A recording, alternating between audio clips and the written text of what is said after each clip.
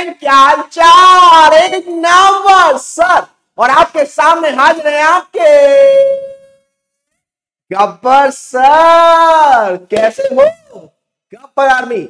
उम्मीद है आप लोग सभी मस्त, बेहतरीन, सुपर और मक्खन मलाई होंगे, जैसा कि आप हमेशा रहते हैं। तो गब्बर सर आए हैं, यानी कि आपके प्यारे ऋषभ त्यागी सर आए हैं सीएस एग्जीक्यूटिव वाले बच्चों के लिए सिद्धांत बैच का कॉर्पोरेट अकाउंटिंग का पहला लेक्चर लेकर। जी हां, और आज के लेक्चर में हम क्या करने वाले हैं सर? आज के लेक्चर में हम करने वाले हैं इंट्रोडक्शन टू अकाउंटिंग। क्या करने वाले हैं?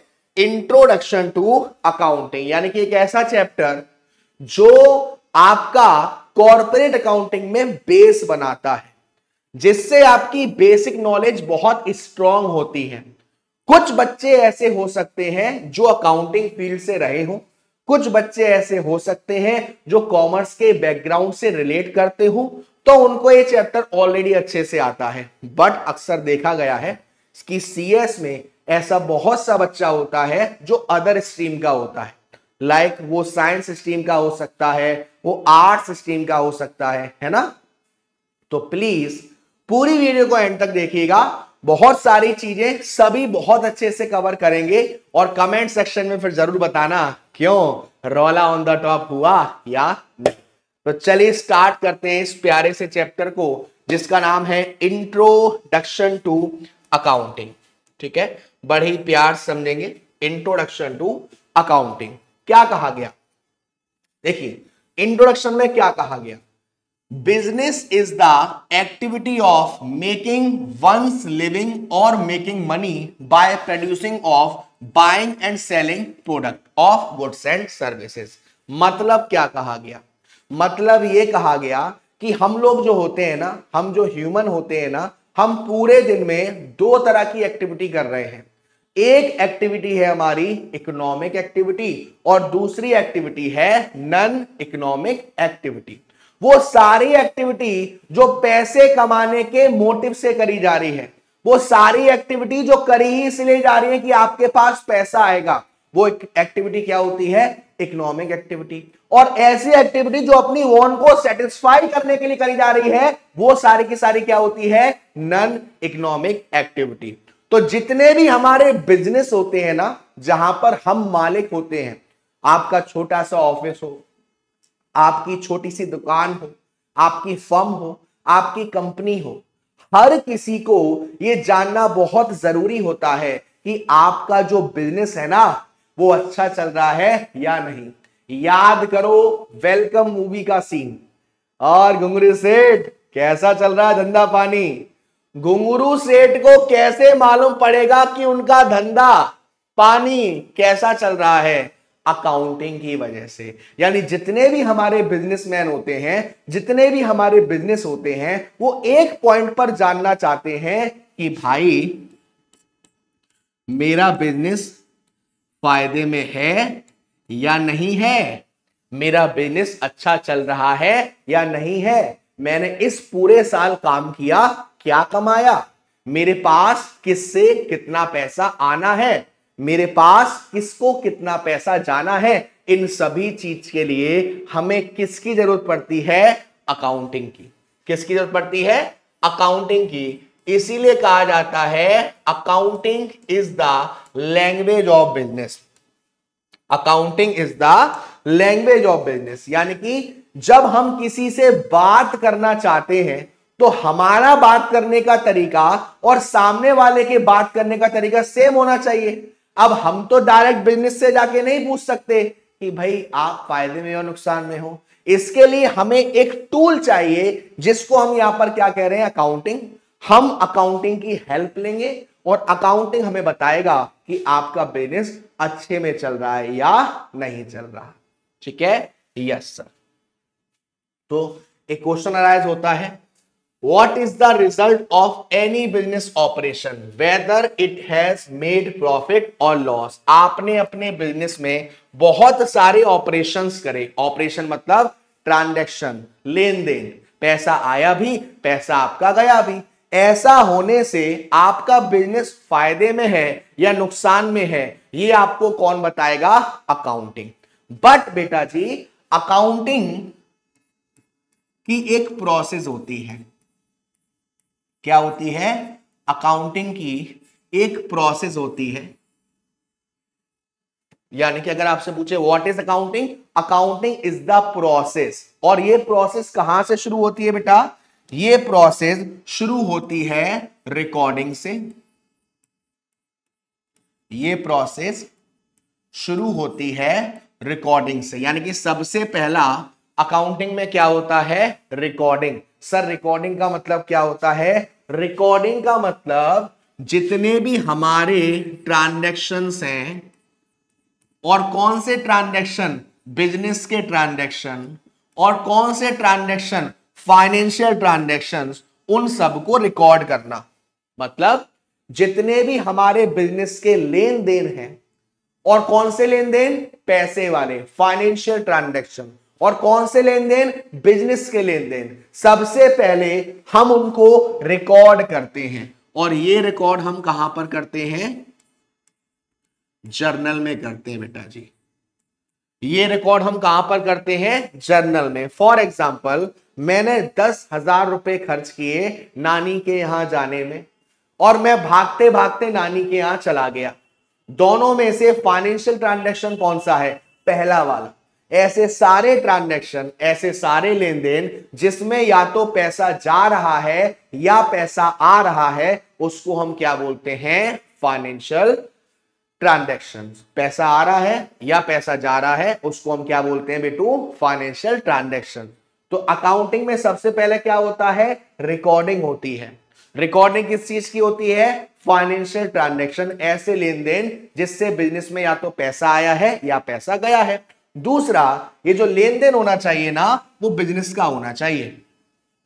फॉर एग्जाम्पल, आपने अपने घर पर पुताई करवाई, पेंट, उस पर आपके 8,000 रुपए खर्च हो गए।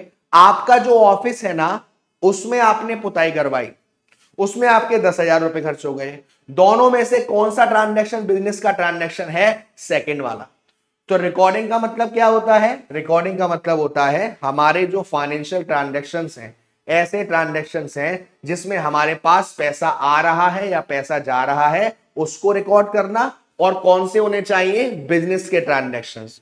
तो इनको करने के लिए हमारे पास क्या होता है? जर्नल, जो कि अभी हम आगे पढ़ेंगे इसके बारे में। बट अभी हमको यह देखना है कि जब मैं अकाउंटिंग करना चाहूंगा ना, तो मैं सबसे पहले क्या करूंगा? लेन देन को रिकॉर्ड करूंगा। सभी तरह के लेन देन, पैसा होना चाहिए और बिजनेस का होना चाहिए। बट क्या मैं सिर्फ रिकॉर्डिंग करके किसी रिजल्ट पर पहुंच पा रहा हूं?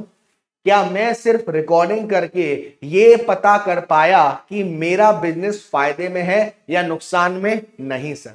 क्या मैं मालूम कर पाया कि मैं फायदे में हूं या नुकसान में? नहीं सर, आप नहीं कर पाए मालूम। तो बेटा जी, रिकॉर्डिंग के बाद अगला स्टेप होता है क्लासीफाइंग का। रिकॉर्डिंग के बाद अगला स्टेप होता है क्लासीफाई का, स्टेप नंबर 2। और ये हम करते हैं लेजर में। ये करने के लिए हमारे पास क्या होता है? लेजर होता है। सर क्या मतलब होता है क्लासीफाई का?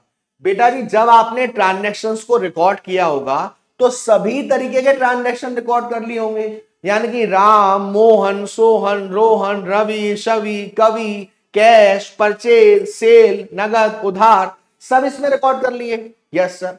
अब आपका मालिक जानना चाह रहा है आपसे कि बेटा मुझे यह बताओ कि सिर्फ राम से मुझे कितना पैसा लेना है, रवि को कितना पैसा देना है, इस महीने की सिर्फ और सिर्फ परचेस कितनी हुई है, इस महीने की सिर्फ और सिर्फ बिक्री यानी सेल्स कितनी हुई है। अब अगर मैं जर्नल खोल के बैठूंगा तो मैं काउंट करूंगा, अच्छा यहां है रवि, यहां है रवि, यहां है रवि। और अगर मैं क्लासीफाई करूंगा तो क्लासीफाई का मतलब है मैं हर लेन देन का एक अलग अकाउंट बनाऊंगा। मैं हर लेन देन का एक अलग अकाउंट बनाऊंगा और उससे मुझे मालूम रहेगा कि किससे कितना पैसा लेना है और किससे कितना पैसा देना है, उसको हम बोलते हैं लेजर। जैसे मैंने पहले भी एग्जांपल दिया है, जब आप अपने स्कूल में प्रेयर होती है ना, प्रेयर के टाइम पर क्या होता है, प्रेयर के टाइम पर सारे बच्चे ग्राउंड में आ जाते हैं, कुछ बच्चे चक्कर खा के गिर भी रहे होते हैं, और जो हमारे पीटी वाले सर हैं और इंग्लिश वाली मैम है वो अलग खेल रहे होते हैं, है ना। और वहां फर्स्ट क्लास का भी बच्चा है, सेकंड क्लास का भी बच्चा है, एलकेजी का भी बच्चा है, यूकेजी का भी बच्चा है। तो इसको हम कह सकते हैं जर्नल। सारे ट्रांजैक्शंस एक जगह रिकॉर्ड कर दिया, प्रेयर खत्म हो गई, फर्स्ट क्लास का बच्चा फर्स्ट में, सेकंड क्लास का बच्चा सेकंड में, थर्ड क्लास का बच्चा थर्ड में, फोर्थ क्लास का बच्चा फोर्थ में। तो हमने क्या बना दिया, लेजर। यानी कि हर ट्रांजैक्शन को एक अलग अकाउंट दे दिया, ताकि उससे रिलेटेड अब जो ट्रांजैक्शन होंगे वो सिर्फ उसी अकाउंट में करे जाएंगे और कहीं नहीं करे जाएंगे। बट अगेन मेरा सवाल, क्या ऐसा करके मुझे फाइनेंशियल रिजल्ट मालूम पड़ा? क्या ऐसा करके मुझे मालूम पड़ा कि मेरा बिजनेस फायदे में है या नहीं? नहीं सर। तो अब तीसरा स्टेप जिसको हम बोलते हैं समराइजिंग, तीसरा स्टेप जिसको हम बोलते हैं समराइजिंग। सर समराइजिंग का मतलब क्या होता है? अब हम पता करेंगे कि हमारा बिजनेस फायदे में है या नहीं, जिसके लिए सबसे पहले हम बनाएंगे ट्रायल बैलेंस, उसके बाद बनाएंगे ट्रेडिंग अकाउंट, उसके बाद बनाएंगे प्रॉफिट एंड लॉस अकाउंट, और उसके बाद बनाएंगे बैलेंस शीट। और ये सबसे मुख्य है, हमारी पूरी कॉमर्स की जो कम्युनिटी है वो इसकी बहुत इज्जत करती है। इसे पटाना पड़ेगा, इसे आपको मनाना पड़ेगा, क्योंकि इसकी दो साइड होती हैं, दोनों आपको बराबर लानी पड़ेगी। सबसे पहले क्या बनाएंगे? Trial balance. ट्रायल बैलेंस इसलिए बनाया जाता है ताकि आप ये चेक कर पाओ कि जो आपने लेजर बनाया है ना वो ठीक बनाया है या नहीं बनाया है। क्योंकि ट्रायल बैलेंस की दो साइड होती हैं, डेबिट और क्रेडिट। लेजर में भी होती है डेबिट और क्रेडिट, और जर्नल में भी होती है डेबिट और क्रेडिट।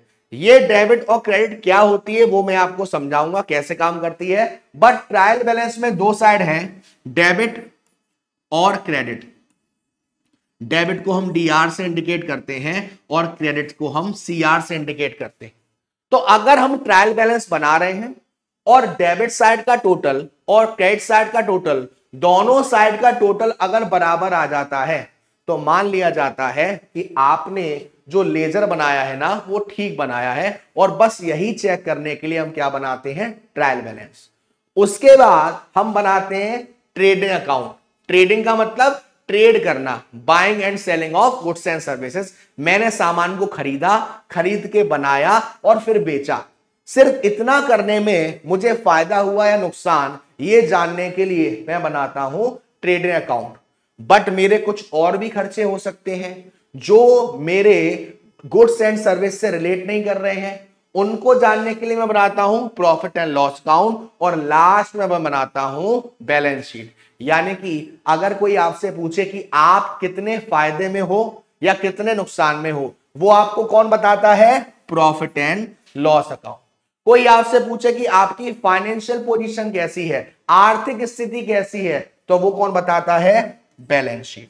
तो मेन फंक्शन है समराइजिंग का। सबसे पहले रिकॉर्डिंग कहां होती है? जर्नल में। फिर हमने समराइज किया, फिर हमने क्लासिफाई किया। क्लासिफाई कहां होता है? लेजर में। और लेजर के बाद हमने क्या करा? समराइज किया। लेजर के बाद हमने क्या करा? समराइज किया। समराइज कहां होता है? ट्रायल बैलेंस में होता है, ट्रेडिंग में होता है, प्रॉफिट एंड लॉस में होता है, बैलेंस शीट में होता है। अब इतना करने के बाद हमें मालूम पड़ चुका है कि हमारा बिजनेस फायदे में है या हमारा बिजनेस नुकसान में है। अब हम करते हैं interpretation. Sir what do you mean by interpretation? बेटा इंटरप्रिटेशन का मतलब होता है कि ऐसे लोग जो हमारे बिजनेस में इंटरेस्ट रखते हैं ऐसे लोग जो हमारे बिजनेस में जो भी हो रहा है वो जानना चाहते हैं, जिसे हम कहते हैं यूजर्स। वो दो टाइप के होते हैं, इंटरनल यूजर्स और एक्सटर्नल यूजर। इंटरनल यूजर्स वो यूजर्स होते हैं जिनके पास कंपनी की बाहर की रिपोर्ट भी होती है और कंपनी की अंदर की रिपोर्ट भी होती है, जैसे कंपनी के मालिक, कंपनी के ओनर, कंपनी के प्रोपराइटर, कंपनी का मैनेजमेंट, ये इंटरनल यूजर्स है। और एक्सटर्नल यूजर जिनके पास कंपनी की अंदर की रिपोर्ट नहीं होती, इन्वेस्टर हो सकता है, सप्लायर्स हो सकते हैं, कस्टमर्स हो सकते हैं, क्रेडिटर्स हो सकते हैं, ये एक्सटर्नल यूजर्स हैं। तो ये दोनों यूजर, इंटरनल यूजर्स भी और एक्सटर्नल यूजर भी, दोनों यूजर जानना चाहते हैं कि आपका बिजनेस फायदे में है या नुकसान में है, और उसे हम बोलते हैं इंटरप्रिटेशन। अब सर, जब हम इंटरप्रिटेशन करेंगे तो हमारे जो यूजर्स हैं उन्हें कोई डाउट भी आ सकता है, उन्हें कोई सवाल भी पूछना हो सकता है, उसके लिए क्या करेंगे? कम्युनिकेशन। तो सबसे पहला काउंटिंग की प्रोसेस कैसे शुरू हुई? रिकॉर्डिंग से। रिकॉर्डिंग कहां होती है? जर्नल में। क्लासीफाई कहां होता है? लेजर में। समराइजेशन कहां होता है? Trial balance, trading account, profit and loss, balance sheet. फिर क्या होता है? इंटरप्रिटेशन। फिर क्या होता है? कम्युनिकेशन। ये पूरी अकाउंटिंग की प्रोसेस होती है जो आपको बताती है लास्ट में कि आपका बिजनेस फायदे में है या नहीं। ठीक है, आप एक बात याद रखिएगा बेटा जी, हमारा जो बिजनेस है ना, उसके लिए जो नया साल है वो स्टार्ट होता है 1 अप्रैल से और खत्म होता है 31 मार्च को, जिसको हम बोलते हैं फाइनेंशियल ईयर।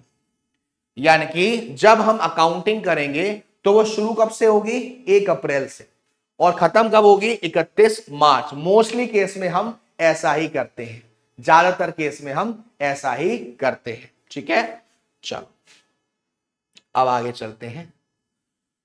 तो मैंने आपको बता ही दिया ये सारा का सारा अकाउंटिंग क्या है, कैसे होती है, क्यों होती है। अकाउंटिंग में रिकॉर्डिंग होता है, क्लासीफाई होता है, समराइजिंग होता है। ठीक है, ये सारी चीजें। अब आता है ऑब्जेक्टिव्स ऑफ अकाउंटिंग। क्यों कर रहे हो अकाउंटिंग सर?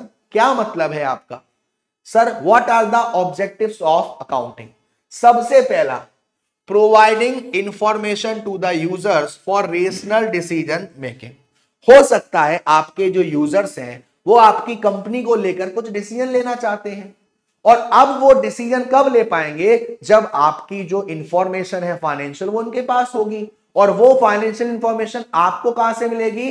अकाउंटिंग से। तो पहला ऑब्जेक्टिव कि जो भी यूजर्स हैं उनको सही इंफॉर्मेशन देना, ताकि वो कोई भी डिसीजन लेना चाह रहे हैं तो ले सके। दूसरा ऑब्जेक्टिव है systematic recording of transaction. Her transaction को आपने रिकॉर्ड करा है जिसको रिकॉर्ड करना चाहिए था। अगर ऐसा हुआ है तो आपका जो बिजनेस है वो एक सिस्टमैटिक तरीके से चलता है, उसका जो भी रिजल्ट है, चाहे फायदा हो या नुकसान है, वो एकदम ट्रू और फेयर आप देख सकते हैं। ठीक है, उसके बाद ascertainment the result of above transaction. आपने पूरी साल जो भी लेन देन किए, आपके पास पूरी साल पैसा आया या पैसा गया, इसकी वजह से आपको फायदा हुआ या नुकसान, आप प्रॉफिट में रहे या लॉस में, ये कौन बताता है? अकाउंटिंग बताता है। तो ये भी एक अकाउंटिंग का ऑब्जेक्टिव है। ठीक है, यस सर। नेक्स्ट है, वही है, अगर आपको प्रॉफिट एंड लॉस मालूम करना है तो उसके लिए प्रॉफिट एंड लॉस अकाउंट, और अगर आपको आपके बिजनेस की फाइनेंशियल पोजीशन मालूम करनी है तो वो कौन बताती है आपको? आपकी बैलेंस शीट। ठीक है, चलो, तो ये होते हैं हमारे ऑब्जेक्टिव्स ऑफ अकाउंट। अब अगला पार्ट आता है बुक कीपिंग और अकाउंटिंग। सर, ये क्या होता है? मैंने आपको अकाउंटिंग की पूरी प्रोसेस बताई। सबसे पहले क्या होता है? रिकॉर्डिंग, उसके बाद क्लासीफाई, उसके बाद समराइजिंग, उसके बाद इंटरप्रिटेशन, उसके बाद कम्युनिकेशन। तो बेटा जी, जहां पर हम रिकॉर्डिंग करते हैं ना, जहां पर हम क्लासीफाई करते हैं ना, सिर्फ इस काम को हम क्या बोलते हैं? Book keeping. क्या कहा गया? जब आप ट्रांजैक्शंस को रिकॉर्ड करते हो और ट्रांजैक्शन को क्लासीफाई करते हो, यानी कि जर्नल बनाना और लेजर बनाना, उसको हम क्या बोलते हैं? Book keeping. और इसके बाद के जो काम है उसको हम बोलते हैं अकाउंटिंग। यानी कि आप कह सकते हो बुक कीपिंग का जो एंड रिजल्ट है, जो आउटपुट है, वो अकाउंटिंग के लिए क्या है, इनपुट है। बुक कीपिंग को करने के लिए कोई भी ज्यादा एक्सपेरिमेंट या कुछ भी ज्यादा एक्सपीरियंस या बहुत ज्यादा स्किल की जरूरत नहीं है, एक जूनियर स्टाफ भी उसको कर सकता है। बट अकाउंटिंग करने के लिए आपको काफी ज्यादा एक्सपीरियंस चाहिए, आप में एक्सपर्टीज होनी चाहिए, आप में स्किल्स बहुत ज्यादा अच्छी होनी चाहिए, तभी आप अकाउंटिंग कर सकते हो। तो देखो समझते हैं, output of book keeping is an input for accounting. ये मैंने आपको बताया था कि जो हमारी बुक कीपिंग का एंड रिजल्ट होगा वो हमारी आउटपुट जो निकल के आएगा बुक कीपिंग का, वो अकाउंटिंग के लिए इनपुट माना जाएगा। Output of accounting permits inform judgement and decision by the user. जो अकाउंटिंग का आउटपुट निकल के आएगा उससे जो हमारे यूजर्स हैं, इंटरनल हो एक्सटर्नल हो, वो एक डिसीजन तक पहुंच सकते हैं। Purpose of book keeping is to keep systematic record of transaction and event of financial character in order of occurrence. इसका पर्पस क्या होता है, हर ट्रांजैक्शन को अच्छे से रिकॉर्ड करना। और कहां पर रिकॉर्ड करना है, जर्नल में करना है कि लेजर में करना है, जर्नल में कैसे करना है, लेजर में कैसे करना है, क्या है, अरे सॉरी, फ्लो में हो जाता है कभी कभी। तो उसके लिए हम क्या होती है, बुक कीपिंग। लेकिन अकाउंटिंग का मतलब क्या होता है, purpose of accounting is to find result of operating activity of a business. Operating activity क्या होती है सर, हमारे बिजनेस की जो कोर एक्टिविटी होती है ना, हमारे बिजनेस की जो मेन एक्टिविटी होती है ना, जिस पर आपका बिजनेस डिपेंड है, जिस पर आपका बिजनेस पैसा कमाता है, उस एक्टिविटी से आपका बिजनेस फायदे में है नुकसान में, ये आपको कौन बताएगा, अकाउंटिंग। ठीक है, next, book keeping is the foundation of accounting. Accounting is considered as a language of business. ये मैंने आपको बताई है कि अकाउंटिंग को बिजनेस की लैंग्वेज कहा जाता है। बुक कीपिंग एक जूनियर स्टाफ कर सकता है, लेकिन अकाउंटिंग के लिए काफी ज्यादा स्किल चाहिए, ठीक है ना, तो वो सीनियर स्टाफ की जरूरत पड़ती है। तो ये फर्क है आपका बुक कीपिंग में और अकाउंटिंग में। ठीक है, तो ये मैंने साइकिल आपको बताई था। सबसे पहले जर्नल जर्नल के बाद क्लासीफाई आपका लेजर में, उसके बाद ट्रायल बैलेंस, उसके बाद trading account, profit and loss, and then आपका बैलेंस शीट। अब आते हैं हमारे बेसिक अकाउंटिंग टर्म्स। सर ये क्या होते हैं, पूरी अकाउंट्स में हम किसी किसी चीजों को कुछ कुछ नाम से बुलाते हैं। अब हम अकाउंटिंग में ऐसे तो नहीं कर सकते, ओए मेरा भाई, ओ छोटू, ओ सुनियो, ओए ओए ओए, ऐसा तो नहीं कर सकते ना भाई।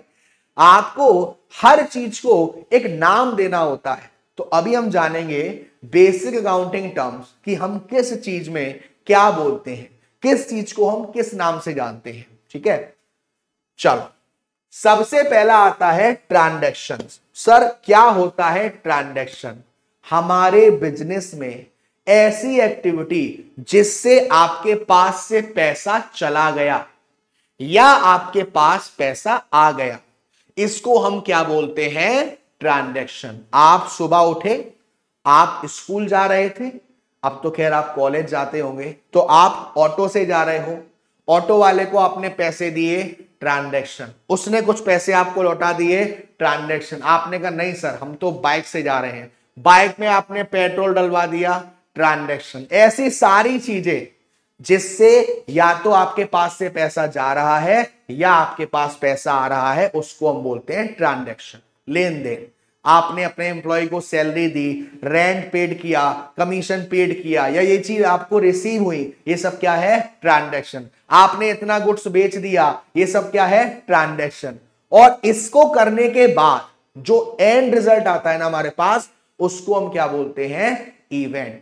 इसको करने के बाद जो हमारे पास एंड रिजल्ट आता है उसको हम क्या बोलते हैं, इवेंट। सर मतलब सपोज आपके पास 1000 रुपए थे, आपको 300 रुपए कहीं से और आ गए और अब आपके पास हो गए 1300 रुपए।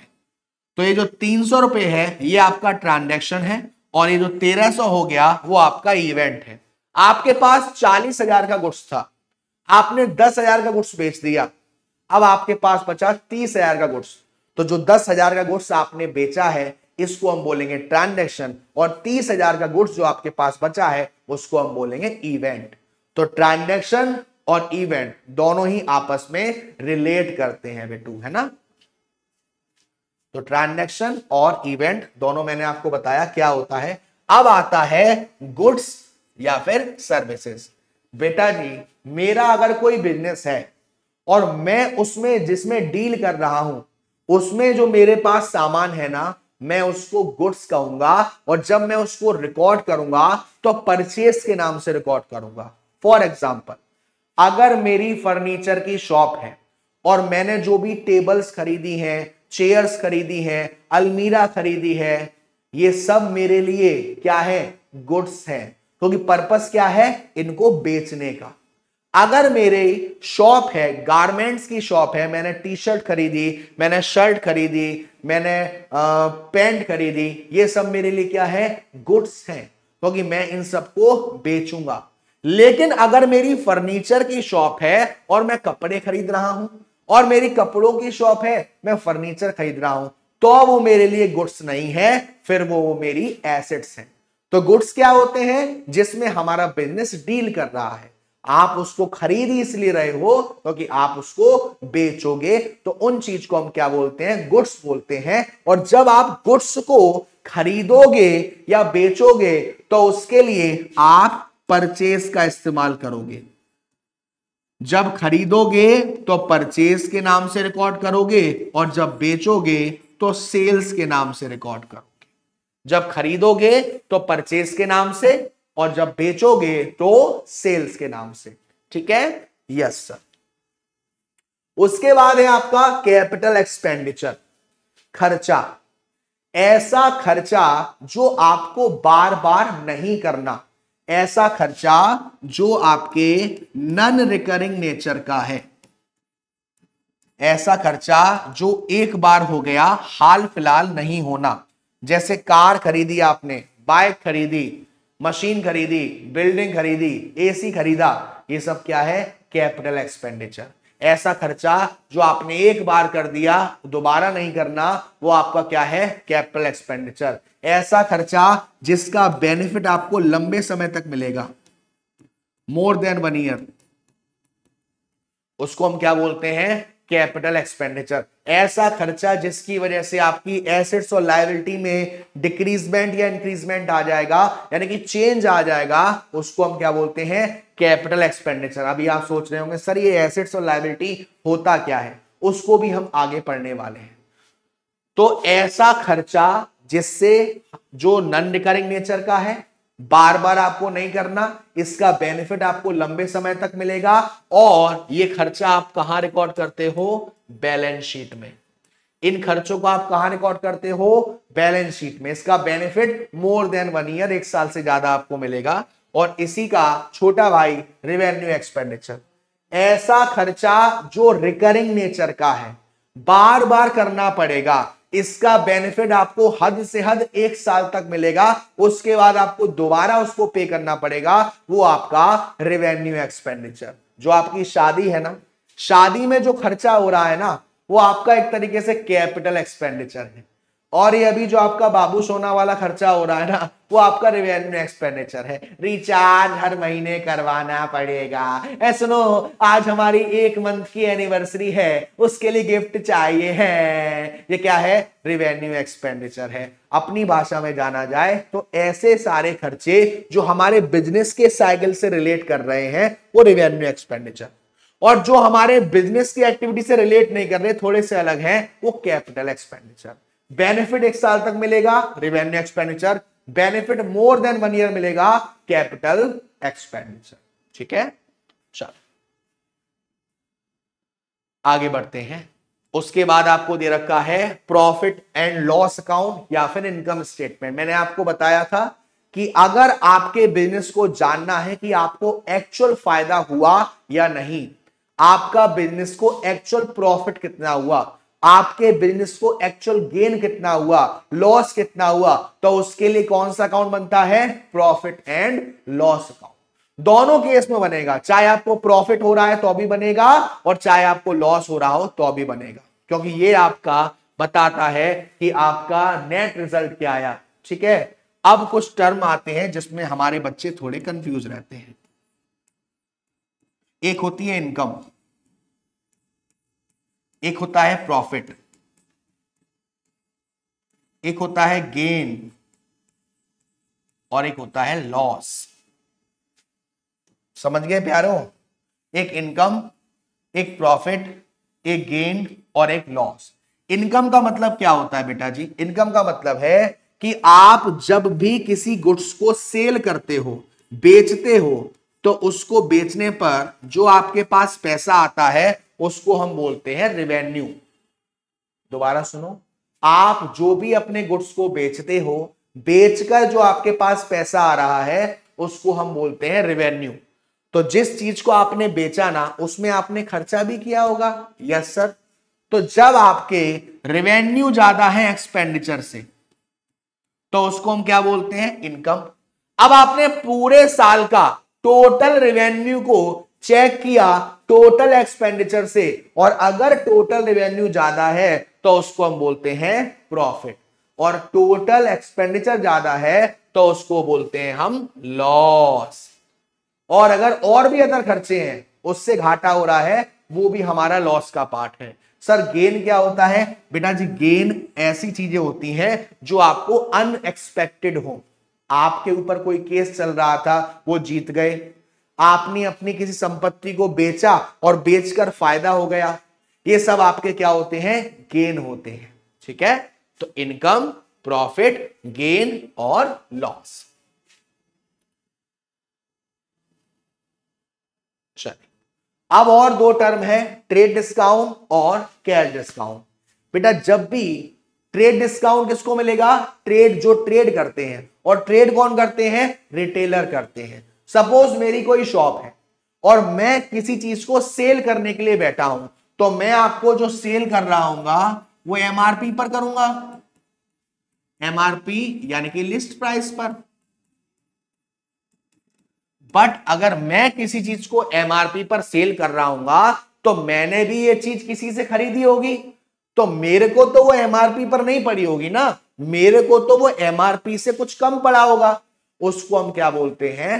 Trade discount. यानी कि जब भी कोई रिटेलर बल्क क्वांटिटी में, ज्यादा क्वांटिटी में होलसेलर से कोई सामान लेता है ना, तो होलसेलर उसको लिस्ट प्राइस पर यानी कि एमआरपी पर एक डिस्काउंट देता है, जिसको हम बोलते हैं ट्रेड डिस्काउंट, और इसकी कोई भी एंट्री पास नहीं करते।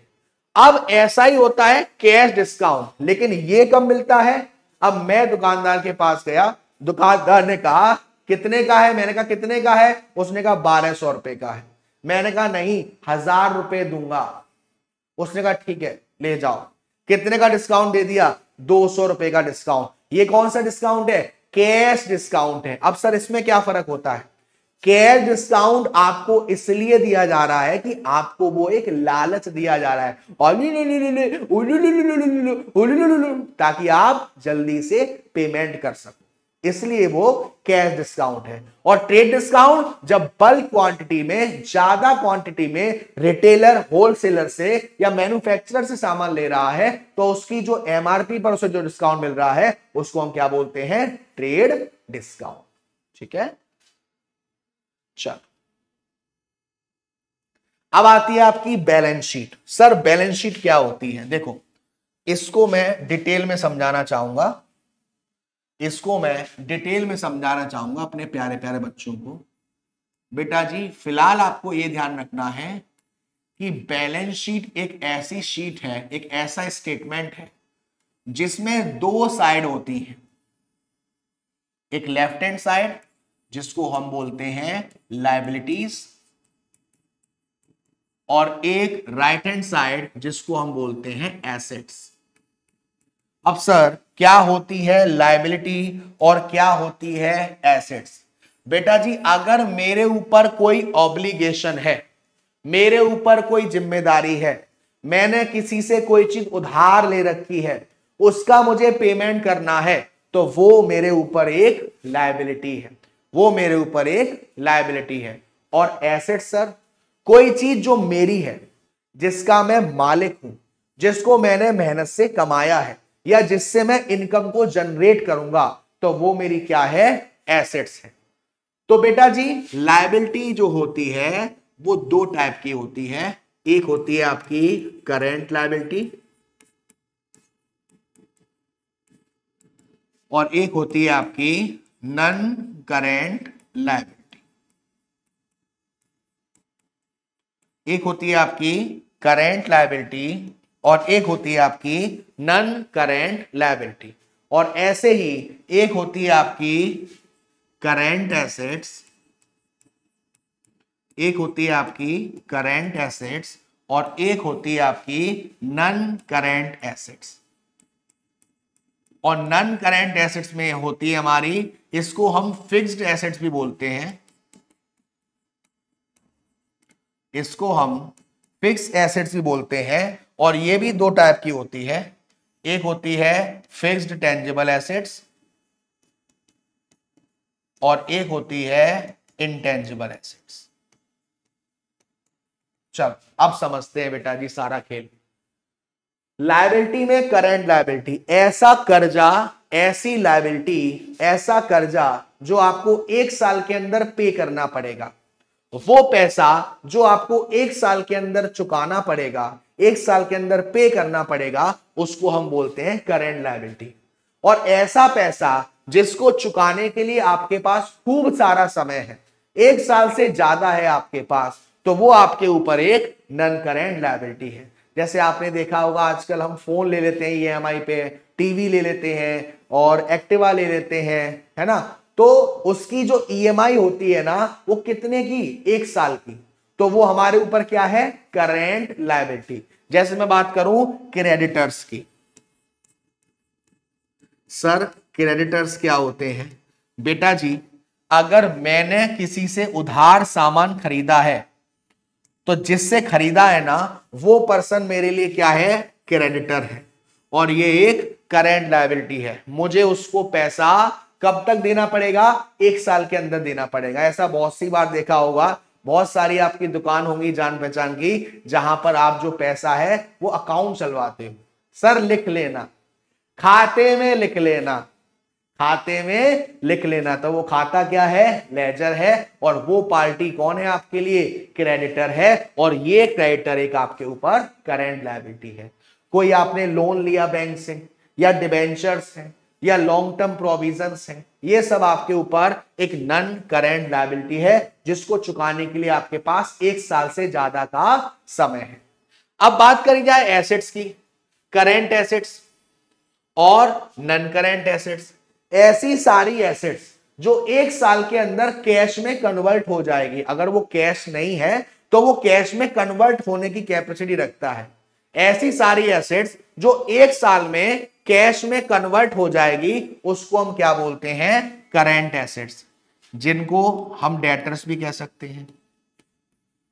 अब सर डेटर कौन है, डेटर वो पर्सन होता है जिसको आपने उधार सामान बेचा है, तो वो सामने वाली पार्टी आपका कौन है, सामने वाली पार्टी आपका डेटर है।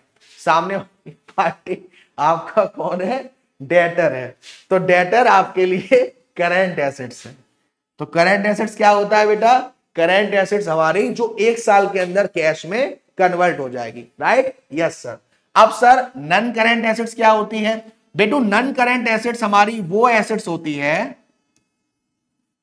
नन करंट एसेट्स हमारी वो एसेट्स होती है जिसको आपने कन्वर्ट करने के लिए नहीं रखा, जिसको आपने कन्वर्ट करने के लिए नहीं रखा, उसे आप यूज करोगे। और वो दो टाइप की होती है, टेंजिबल और इंटेंजिबल। वो आपकी दो टाइप की होती है, टेंजिबल और इंटेंजिबल। टेंजिबल कौन सी होती है, टेंजिबल होती है जिसे आप छू सकते हो, जिसे आप देख सकते हो, और इंटेंजिबल जिसे आप छू नहीं सकते, देख नहीं सकते, जैसे कि गुडविल, जैसे कि कॉपीराइट, जैसे कि पेटेंट, जैसे कि ट्रेडमार्क। तो गुडविल क्या होती है, गुडविल हमारी एक रेपुटेशन होती है, एक इमेज होती है, जिसका फायदा हमें फ्यूचर में मिलता है। कॉपीराइट का मतलब मैंने कोई ऐसी चीज बना रखी है जिसको बार बार कॉपी करने का हक सिर्फ मुझे है। पेटेंट मैंने कोई एक स्टाइल बनाई या मैंने किसी चीज का आविष्कार किया और उसका आविष्कार कोई और नहीं कर ले अपने लिए, तो मैंने उसका पेटेंट करवा लिया। मैंने किसी साइन का, मैंने किसी नाम का ट्रेडमार्क करवा लिया। ये सब क्या होती है? मेरी इंटेंजिबल एसेट्स।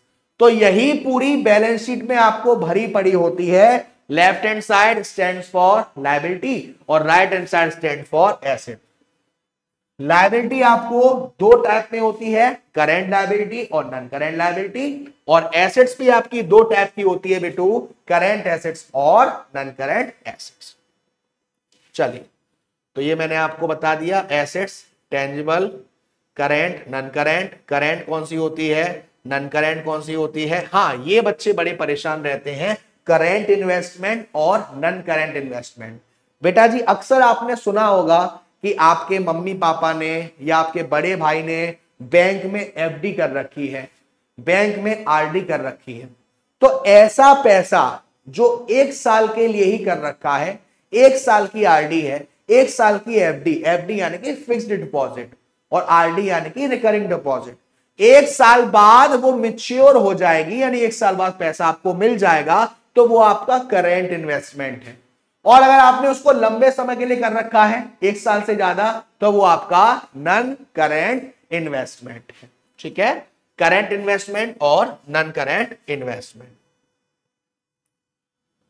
चलो, उसके बाद आता है आपका डेटर। कौन होता है डेटर? अगर मैंने किसी को उधार सामान बेचा है तो वो पर्सन मेरा कौन है? डेटर है। वो पर्सन मेरे लिए करेंट एसेट्स है, जिसको हम सेंड्री डेटर्स भी कहते हैं, जिसको हम ट्रेड डेटर्स भी बोलते हैं, ट्रेड बुक डेट भी बोलते हैं। दीज डेटर्स में again be classified as under. अब इसमें कुछ होता है, क्या होता है? मान लीजिए मैंने डेटर्स को फोन किया, मैंने डेटर्स को फोन किया और मैंने कहा भाई साहब वो पैसा आना था, पैसा नहीं आया। उन्होंने कहा सर अभी देता हूं, तुरंत गूगल पे करता हूं, तुरंत की तुरंत। ऐसी क्या बात है? मैंने कहा अच्छा, भरोसा है, यानी कि कोई पैसा मेरा डूबेगा नहीं। इसको हम बोलते हैं गुड डेट, इसको हम बोलते हैं गुड डेट, मतलब ऑल डेटर्स आर गुड। उसने 1 घंटे की कही थी, 1 महीना हो गया। मैंने कहा भाई साहब वो आप पैसे की कह रहे थे, वो पैसा नहीं आया। उन्होंने कहा अरे वो मैं थोड़ा ऐसे वैसे। मैंने कहा यार लगता है ये पैसे पूरे नहीं देगा, कुछ कम देगा। तो मैं उस कम के लिए, जितना मुझे लग रहा है कि इतने कम देगा, उसके लिए मैं क्या बनाऊंगा? प्रोविजन बनाऊंगा, डाउटफुल डेट। और जहां पर मुझे ये यकीन हो गया, उसने कह दिया भाई साहब मैं सिर्फ आपको 40,000 ही दे पाऊंगा 50,000 में से, मैं आपको 10,000 रुपए किसी कीमत पे नहीं दे सकता, तो ये मेरा क्या हो गया? 10,000 का बैड डेट। तो 3 टाइप का होता है बेटा, गुड जहां पर पूरा पैसा आना है, डाउटफुल जहां पर शायद आ भी सकता है, शायद नहीं भी आ सकता, और बैड डेट जहां पर एक कंफर्म हो गया कि भाई साहब ये पैसा तो नहीं आना, उसको हम बोलते हैं हमारा बैड डेट, और ये हमारा एक नुकसान, एक एक्सपेंस हो जाता है। ठीक है, चलिए उसके बाद आती है फिक्टिशियस एसेट्स। बेटा जी क्या होती है सर ये फिक्टिशियस एसेट्स? बेटा जी फिक्टिशियस एसेट्स का मतलब होता है फेक एसेट्स, जो एक्चुअल में है ही नहीं, जो एक्चुअल में एग्जिस्ट ही नहीं करती, जिसको आप बेचकर कुछ भी पैसा रिलाइज नहीं कर सकते। तो सर ये है क्या? मान लो मैंने इस साल खर्चा कर दिया 2 लाख रुपए का, मान लो मैंने इस साल जो खर्चा कर दिया है वो कितना कर दिया? 2 लाख रुपए का खर्चा कर दिया सर। ओके बढ़िया है सर, जोश में थे, सर ने 2 लाख रुपए खर्चा कर दिया। अब अगर मैं इस साल ये पूरा खर्चा दिखाऊंगा तो क्या मेरा प्रॉफिट डिक्रीज हो जाएगा? अगर मैं इस साल ये पूरा खर्चा दिखाता हूं तो क्या मेरा प्रॉफिट डिक्रीज हो जाएगा? क्या मेरा प्रॉफिट कम होगा? यस सर होगा। तो मैंने क्या करा, इसमें से 50,000 ही दिखाया है, बाकी का 1.5 लाख मैंने नहीं दिखाया है। तो बाकी का 1.5 लाख मैंने एसेट्स में डाल दिया और इसको नाम दे दिया फिक्टिशियस एसेट्स। ठीक है, चलिए बाकी लायबिलिटी मैंने आपको बता ही दिया बेटा, करेंट लायबिलिटी मैंने आपको बता ही दिया, करेंट लायबिलिटी क्या होती है, नॉन करेंट लायबिलिटी क्या होती है। हाँ जी, उसके बाद है कैपिटल और ड्राइंग्स। क्या कोई ऐसा बिजनेस पॉसिबल है जो बिना पैसे के स्टार्ट हो सके? क्या ऐसा कोई भी बिजनेस पॉसिबल है जो बिना पैसे के चल सकता है? नको, कुछ ना कुछ पैसा तो लगाना पड़ेगा। तो वो पैसा जो मालिक लगाता है बिजनेस को स्टार्ट करने के लिए या बीच में भी लगा सकता है बिजनेस में या बिजनेस के लिए, उसको हम क्या बोलते हैं? कैपिटल। उसको क्या बोलते हैं बेटू? कैपिटल। वो पैसा जो मालिक ने बिजनेस में लगा दिया उसको हम क्या बोलते हैं? कैपिटल बोलते हैं। क्या बोलते हैं? कैपिटल। और जरूरत पड़ने पर मालिक ने बिजनेस में से पैसा निकाला, जरूरत पड़ने पर मालिक ने बिजनेस में से पैसा निकाला, आला रे आला पैसा आला, है ना, तो उसको हम क्या बोलते हैं? ड्रॉइंग्स बोलते हैं। अगर मालिक अपने बिजनेस में से पर्सनल यूज के लिए पैसा निकाल रहा है तो वो क्या है? ड्रॉइंग्स है। और पैसा लगा रहा है बिजनेस में तो वो कैपिटल है।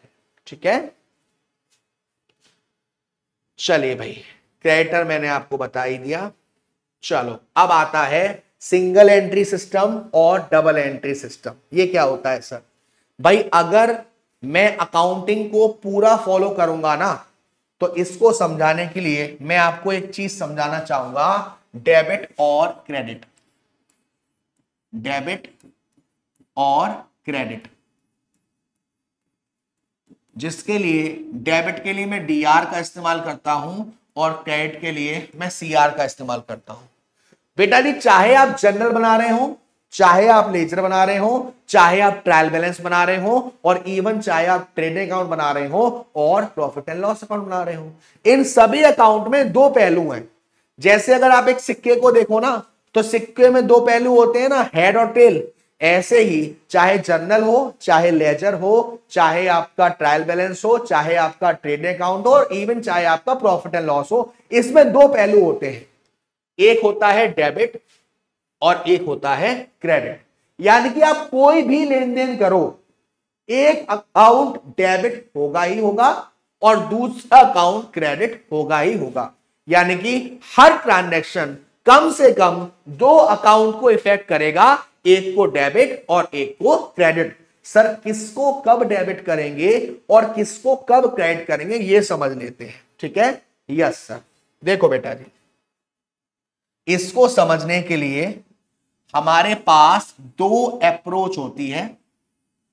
एक होती है जो आपकी पहले पुरानी चली आ रही है, ट्रेडिशनल अप्रोच, और एक होती है मॉडर्न अप्रोच। सर हम किसको फॉलो करें? बेटा जी, आप मॉडर्न जमाने के लोग हो, आप मॉडर्न को फॉलो करो, आप मॉडर्न अप्रोच को फॉलो करो। किसको फॉलो करो? मॉडर्न अप्रोच को फॉलो करो। ठीक है बाबू, यस सर। तो मेरे प्यारे प्यारे बच्चों, आप मॉडर्न अप्रोच को फॉलो करो। अब सर मॉडर्न अप्रोच क्या होती है? Modern approach clear, CLEAR, clear. C stands for capital, L stands for liability, E stands for expenses, A stands for assets और R stands for आपका रेवेन्यू। ठीक है, जिसको आप इनकम भी बोल सकते हो। यस, अब यहां पर अगर आप clear clear clear clear clear बोलोगे तो आपको दिख रहा होगा कि CLR एक साथ आ रहे हैं, क्लियर क्लियर क्लियर क्लियर, और AE को आपने अलग कर दिया। CLR को आपने अलग कर दिया और AE को आपने अलग कर दिया। Got it? Yes sir. Sir C stands for capital, capital क्या होती है आपको मालूम है। L stands for liability, liability क्या होती है आपको मालूम है। E stands for expenses, sir expenses क्या होते हैं? ऐसे खर्चे जो आपको बार बार करने पड़ेंगे। ऐसे एक्सपेंसेस जो आपको बार बार करने पड़ेंगे, जो रिकरिंग नेचर के होते हैं। आपने किसी को सैलरी दी, किसी को रेंट दिया, किसी को वेजेस दिया, किसी को कमीशन दिया, या और भी कोई खर्चा, तो वो आपका एक्सपेंस कहलाता है। एसेट्स आपका क्या होता है, मैंने आपको बता ही दिया। रेवेन्यू आपका क्या होता है, मैंने आपको बता ही दिया। अब याद रखिएगा, कैपिटल, लायबिलिटी और रेवेन्यू, ये चीजें जब भी इंक्रीज होगी, जब भी बढ़ेंगी, चाहे आप जर्नल एंट्री बना रहे हो, चाहे आप जर्नल एंट्री बना रहे हो, चाहे आप लेजर बना रहे हो, चाहे आप इनका अकाउंट बना रहे हो, आप उसको कहां डालोगे, क्रेडिट साइड। आप उसको कहां डालोगे, क्रेडिट साइड में। ध्यान सुनना मेरे मुन्ना, दोबारा मैं आपको बता रहा हूं, कैपिटल, लायबिलिटी और रेवेन्यू, जब भी कैपिटल, लायबिलिटी और रेवेन्यू इंक्रीज होगा, ये आप चाहे जर्नल बना रहे हो, चाहे लेजर बना रहे हो, चाहे आप उसका अकाउंट बना रहे हो, कहां डालोगे, क्रेडिट साइड में। और अगर ये चीज डिक्रीज होगी, अगर कैपिटल डिक्रीज होगी, अगर लायबिलिटी डिक्रीज होगी, अगर रेवेन्यू डिक्रीज होगा, कहां डालोगे, डेबिट साइड।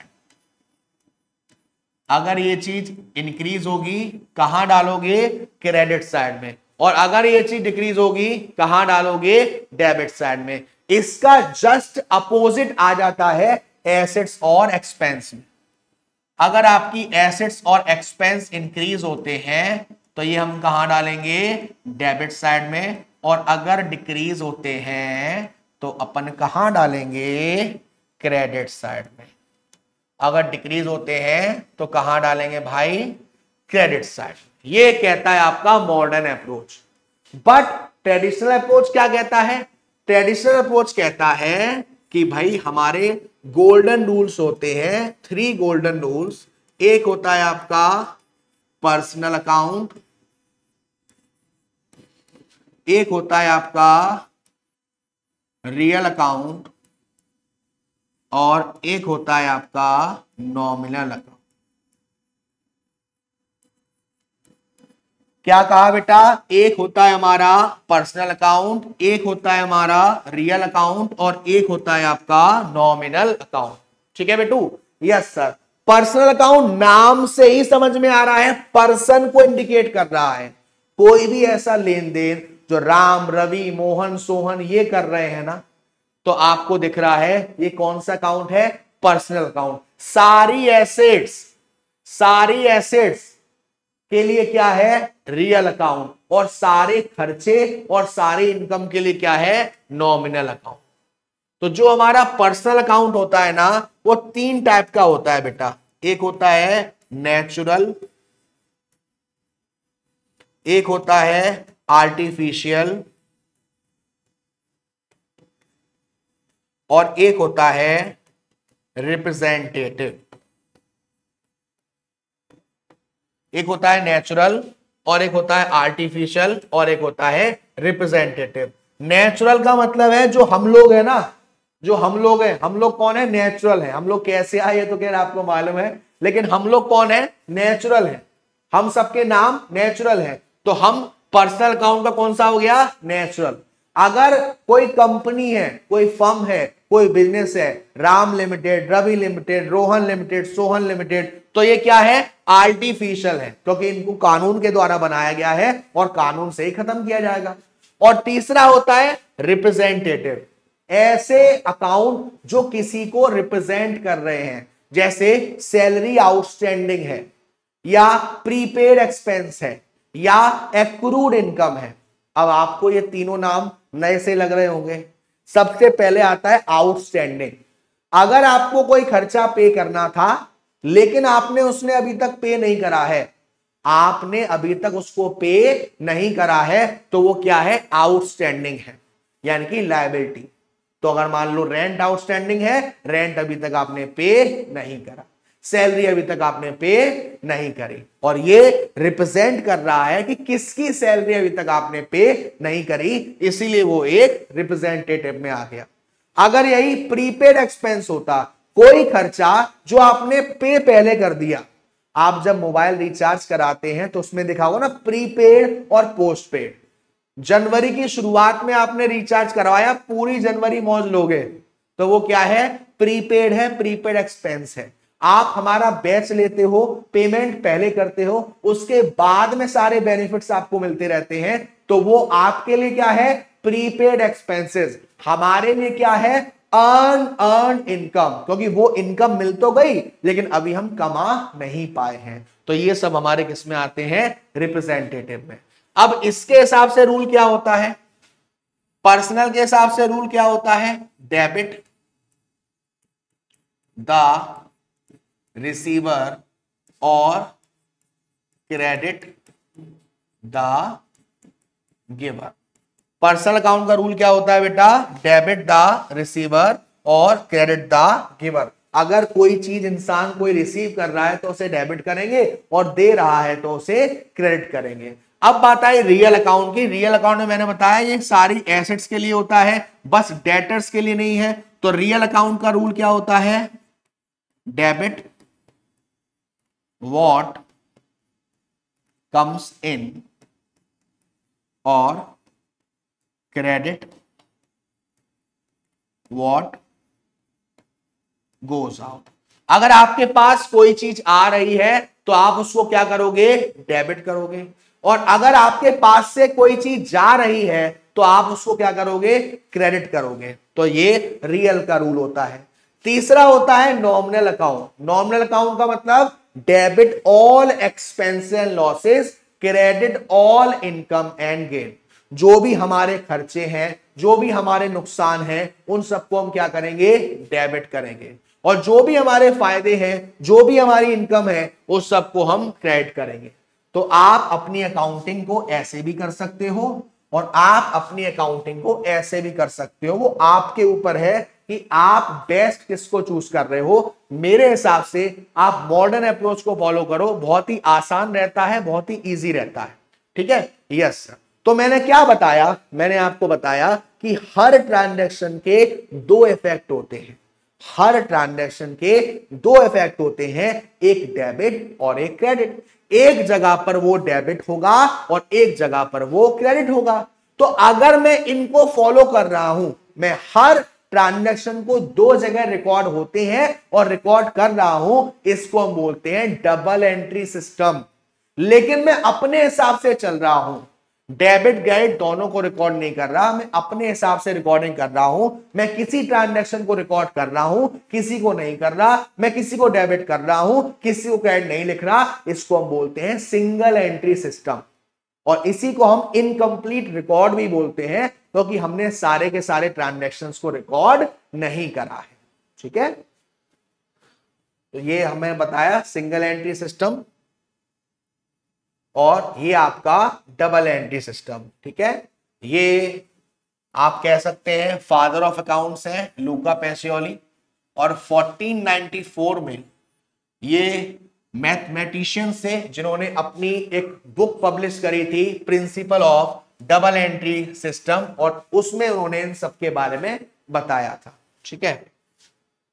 तो I hope single entry system और डबल एंट्री सिस्टम आप सभी को क्लियर है ना? क्या होता है सिंगल एंट्री सिस्टम और क्या होता है डबल एंट्री सिस्टम, क्योंकि यही तो है हम सीएस वालों का सिस्टम। चलिए, तो भाई अब आता है अकाउंटिंग कंसेप्ट। अकाउंटिंग कंसेप्ट क्या होता है?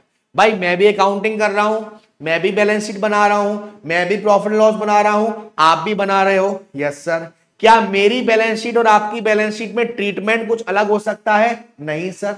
क्या कंसेप्ट हमारे सेम हो सकते हैं? Yes sir. इनके लिए हमारे ऊपर कुछ रूल्स हैं, कुछ एजम्पशंस हैं जो हमें माननी पड़ती है, जो हमें फॉलो करना पड़ता है, जिसको हम बोलते हैं अकाउंटिंग कंसेप्ट। जिसमें सबसे पहला है एक्रूरल कंसेप्ट। सबसे पहला क्या है? एक्रूरल कंसेप्ट। अब सर ये क्या होता है? देखिए, हमारा जो फाइनेंशियल स्टेटमेंट है या फाइनेंशियल ईयर है वो कब स्टार्ट होता है बेटा? 1 अप्रैल को। खत्म कब होता है? 31 मार्च को। कब स्टार्ट होता है? 1 अप्रैल को। और खत्म कब होता है? 31 मार्च को। ठीक है?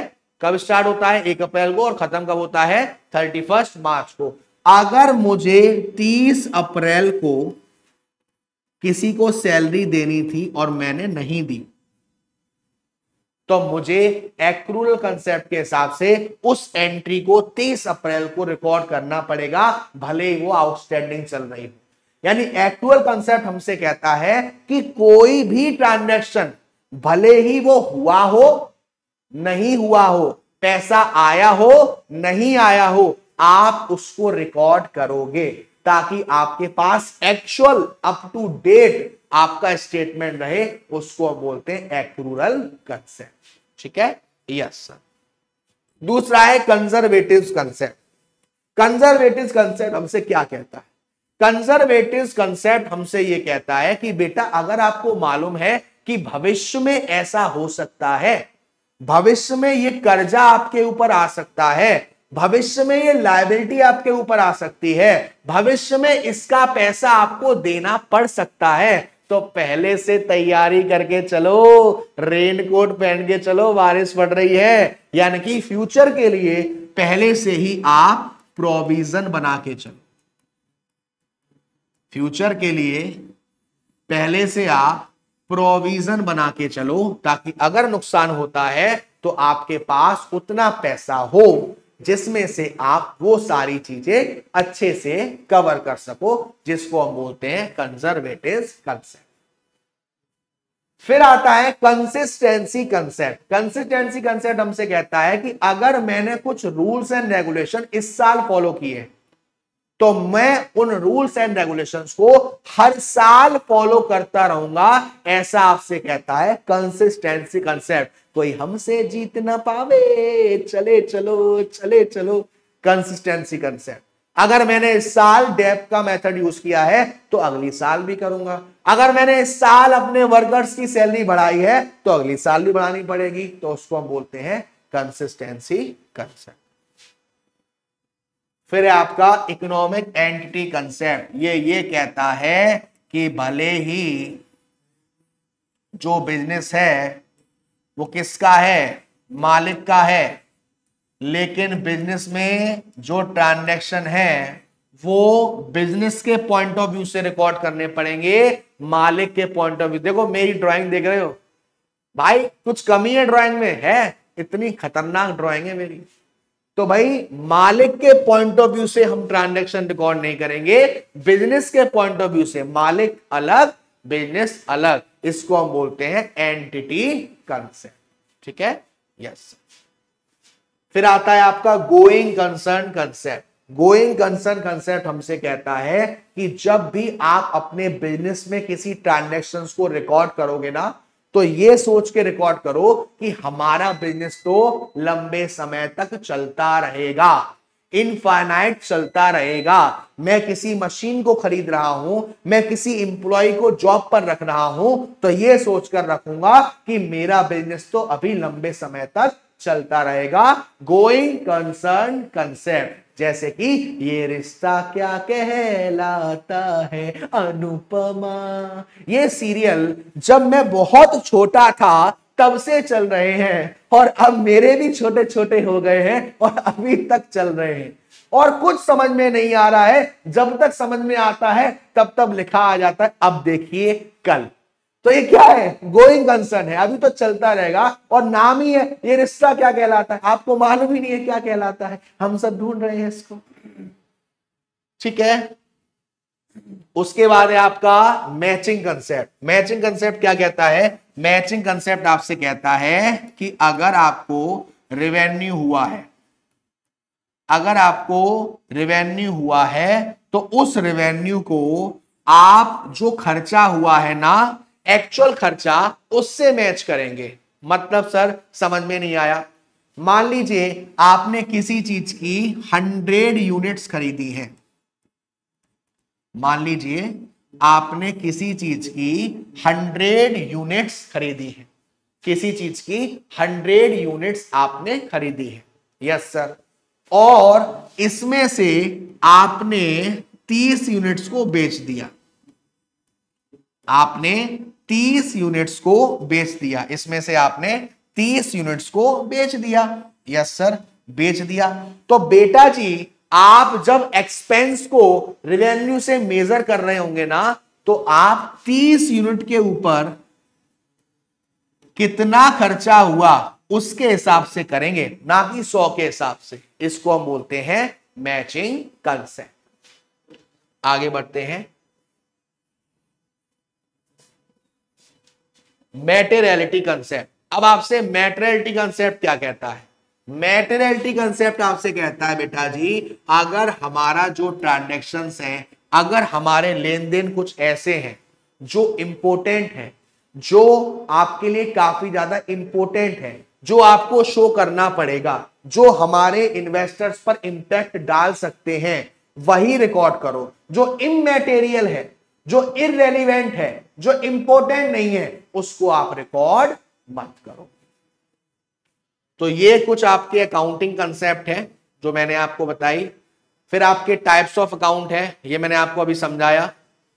3 होता है, पर्सनल, रियल, नॉमिनल, ठीक है ना। और इनका रूल क्या होता है ये मैंने आपको बता दिया। रियल का भी मैंने आपको बता दिया, नॉमिनल का भी मैंने आपको बता दिया, बैलेंस शीट मैंने आपको बता दिया, करेंट एसेट्स ये तो मैंने आपको बता दिया। अच्छा, ये फाइल दोबारा से रिपीट हो गई। अच्छा, ये फाइल दोबारा से रिपीट हो गई, 1 सेकेंड, कोई बात नहीं।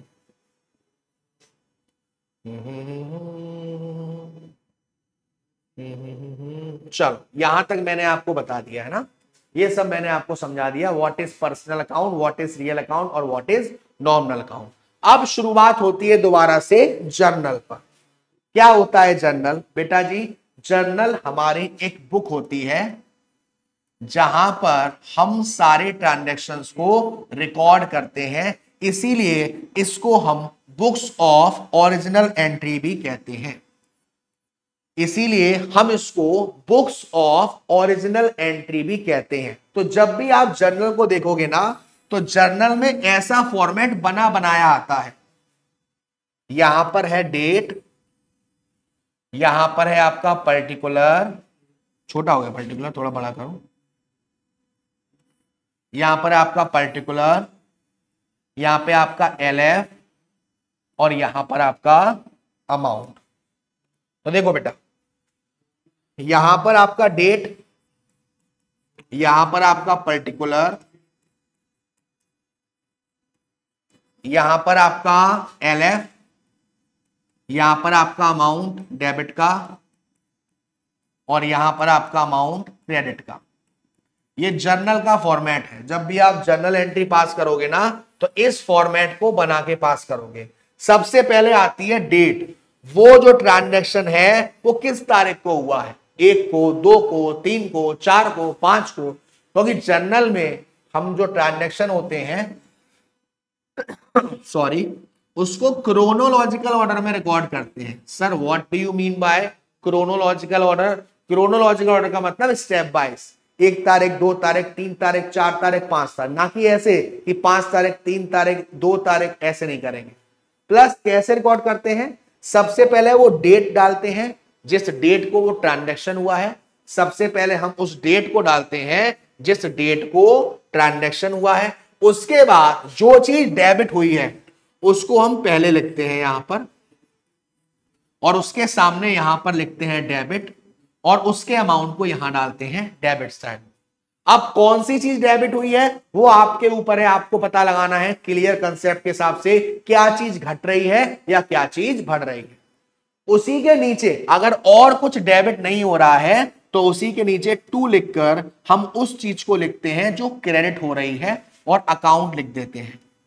अगर आप किसी पर्सन का नाम लिख रहे हो तो आप अकाउंट ऐसे लगाएंगे, ठीक है, और इसका अमाउंट हम यहां डाल देते हैं, और यहां लिखते हैं नरेशन। नरेशन क्या होता है सर? नरेशन का मतलब इस एंट्री में एक्चुअल में हुआ क्या है, इस एंट्री में एक्चुअल में हुआ क्या है, वो है आपका नरेशन, ठीक है। Yes sir. अब बात आती है एलएफ की। एलएफ का मतलब लेजर फोलियो। ये जर्नल है, जर्नल के बाद क्या बनेगा? लेजर। लेजर में इस एंट्री को आपने किस पेज नंबर पे डाला है उसके लिए हमें बनाया है लेजर फोलियो। ऐसे बनता है जर्नल। लेकिन सर अगर हमारे बिजनेस में ट्रांजैक्शन ज्यादा नहीं है, अगर हमारे बिजनेस में ट्रांजैक्शन बड़े नहीं हैं, अगर हमारे बिजनेस में ट्रांजैक्शन लंबे नहीं है, ऐसे केस में हमारे सारे के सारे ट्रांजैक्शन कहां आ गए, जर्नल में आ गए। लेकिन अगर हमारे बिजनेस में ट्रांजैक्शन ज्यादा हो रहे हैं, ऐसे केस में हम जर्नल के कुछ टुकड़े कर लेते हैं, जिसको हम क्या बोलते हैं, सब जर्नल, जिसको हम बोलते हैं सब्सिडरी बुक। जैसे कि कैश बुक। कैश बुक क्या होती है सर, जिसमें सिर्फ वो ट्रांजैक्शन रिकॉर्ड होते हैं जिसमें हमारे पास पैसा आ रहा है या पैसा जा रहा है। और कैश बुक के भी टाइप होते हैं, एक होती है सिंगल कॉलम कैश बुक, जिसमें पैसा सिर्फ कैश से आ रहा है, कैश से जा रहा है, उसी से रिकॉर्ड करते हैं। एक होती है डबल कॉलम कैश बुक, क्योंकि पैसा तो कैश से भी आ सकता है और पैसा बैंक से भी आ सकता है। एक होती है ट्रिपल कॉलम कैश बुक, जिसमें डिस्काउंट का कॉलम भी आ जाता है। एक होती है पैटी कैश बुक, जिसमें हमारे जो छोटे छोटे छोटे खर्चे होते हैं ना, उसको रिकॉर्ड किया जाता है। कैश बुक के बाद क्या आता है, परचेज बुक। आपने गुड्स खरीदा है लेकिन उधार, वो आएगा परचेज बुक में। आपने गुड्स बेचा है लेकिन उधार, वो आएगा सेल्स बुक में। बेचा हुआ गुड्स वापस आ रहा है, सेल्स रिटर्न की बुक में। खरीदा हुआ गुड्स वापस कर रहे हो, परचेज रिटर्न की बुक में। किसी का बिल्स वाला सिस्टम चल रहा है, आपको किसी पर भरोसा नहीं था, आपने एक बिल साइन करवा लिया है, तो अगर पैसा आपके पास आना है तो वो बिल आपके लिए बीआर है, और पैसा सामने वाले को देना है तो सामने वाले के लिए वो बिल्स पेबल है। और जो इन सब में से कहीं भी नहीं आ रहा, तो वो कहां रह जाएगा, जर्नल में ही रह जाएगा, और उसको बोलते हैं हम जर्नल प्रॉपर। ठीक है, तो लेजर के सॉरी जर्नल के बाद हम क्या बनाएंगे, ये तो मैंने आपको बता दिया। क्रोनोलॉजिकल ऑर्डर होता है, नरेशन होता है। ये देखिए फॉर्मेट है, जैसा मैंने आपको बताया था, डेट का कॉलम है, पर्टिकुलर्स है, बाउचर्स है। ठीक है, जैसे जैसे आपकी जर्नल बढ़ जाती है तो आप उसके टुकड़े कर देते हो, जिसको हम बोलते हैं सब जर्नल। इन सब के मैंने आपको नाम बताए थे, टाइप्स होती है। ठीक है ना, चलिए ये रहा आपका जर्नल का फॉर्मेट। सबसी बुक्स मैंने आपको बताई थी, सब जर्नल जो होती हैं। कैश बुक के टाइप्स मैंने आपको बता दिए। जर्नल प्रॉपर में क्या बचेगा, उसके बाद आता है लेजर। जर्नल के बाद आप क्या बनाते हो, लेजर, जिसका ये फॉर्मेट होता है date particular JF amount, date particular JF amount.